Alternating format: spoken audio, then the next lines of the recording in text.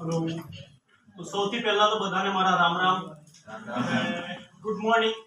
તો આજે હું એક એવી વસ્તુની વાત કરીશ કે જેના કારણે આપણે આપણો 24 માંથી 6-7 કલાક તો એમ જ વેડફી નાખીએ છીએ. આજે હું એક એવી વસ્તુની વાત કરીશ કે જેના કારણે આજના બાળકો પોતાનું ખરું બાળપણ છોડીને વર્ચ્યુઅલ વર્લ્ડની અંદર જીવે છે. આજે હું એક એવી વસ્તુની વાત કરીશ કે જેના થકી આપણા યુવાનો પોતાનું લક્ષ્યથી ભટકીને વિકૃતિ તરફ આગળ જઈ રહ્યા છે. અરે બાળકો તો બાળકો, યુવાનો તો યુવાનો, પણ આજના વૃદ્ધો પણ આનાથી એડિક્ટેડ થઈ ગયા છે. તો મેં મહંત પૃથ્વીરાજ આજે હું ભારતની સૌથી મોટી સમસ્યા વિશે વાત કરીશ કે જેના કારણે આપણા યુવાનોનું ભવિષ્ય અંધકાર તરફ જઈ રહ્યું છે. તો એ છે સોશિયલ મીડિયા, તેના વલ્ગર કન્ટેન્ટ. તો સિમ્પલી આપણે સોશિયલ મીડિયાની વાત કરીએ તો સોશિયલ મીડિયા શું છે? કે સોશિયલ મીડિયા એટલે કે વિશ્વભરના લોકોને ઇન્ટરનેટ સાથે કનેક્ટેડ રાખનારી એક વસ્તુ છે કે જેની ઉપર આપણે વિશ્વભરના દરેક લોકોનો વિચારધારણાઓને જાણી શકીએ છીએ, સમજી શકીએ છીએ. હવે એના એક વાત કહીએ તો આપણે સોશિયલ મીડિયાને એટલે બીજું ફેક વર્લ્ડ કહેવાય છે. ફેક વર્લ્ડ, કારણ કે આની પર બધાને પોતાની જાતને મહાન બતાવવું હોય છે.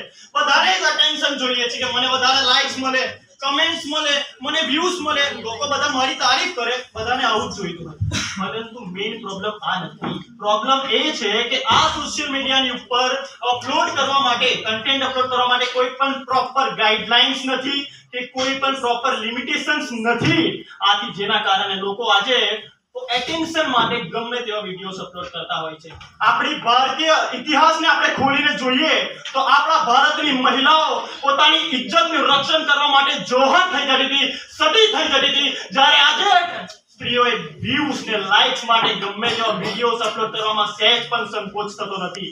તેથી વિશેષ આપણા પુરુષો, ભારતના પુરુષો જેમને પોતાના જીવ કરતા પણ તેમનો માન વધારે પ્યારો હતો, તે આજે સાડીઓ પહેરીને પણ નાચવા તૈયાર છે.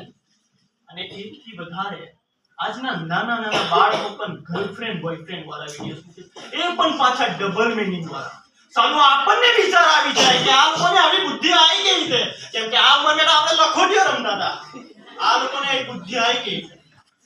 ડુપ્લિકેશન. કારણ કે છોકરાઓનું મગજ એક સ્પોન્જ જેવું હોય. સ્પોન્જ એટલે કે આપણે પાણીની અંદર સ્પોન્જને મૂકીએ તો બધું શોષણ કરી લે. તો છોકરાઓ પણ જે કંઈ પણ જોવે ને એ બધું શોષણ કરી લે છે અને એનું પછી અનુકરણ કરે છે. તમે વિચાર તો કરો, જ્યારે નાના નાના છોકરાઓ આટલા વલ્ગર અને ટોક્સિક કન્ટેન્ટનું શોષણ કરે તો એમની માનસિકતા ઉપર કેવી અસર પડતી હશે, એમના ચરિત્રનું નિર્માણ કેટલું ખોટું થતું હશે તે તમે વિચારો.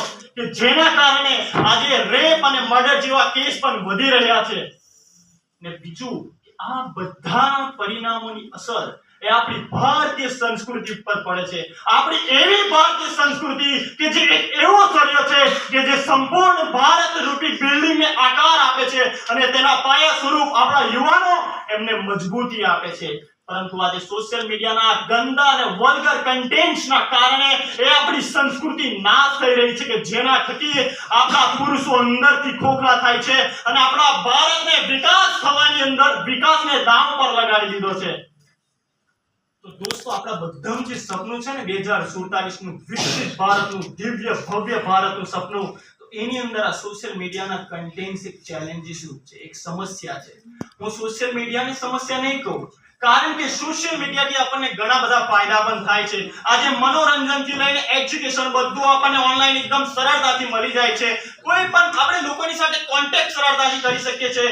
ગવર્નમેન્ટનું કોઈ પણ છે તે કોઈ બહાર પાડે છે તે આપણને તરત મળી જ આવે છે. આજે કેટલાય લોકોના બિઝનેસ ઓનલાઈન સોશિયલ મીડિયાના દ્વારા જ ચાલે છે.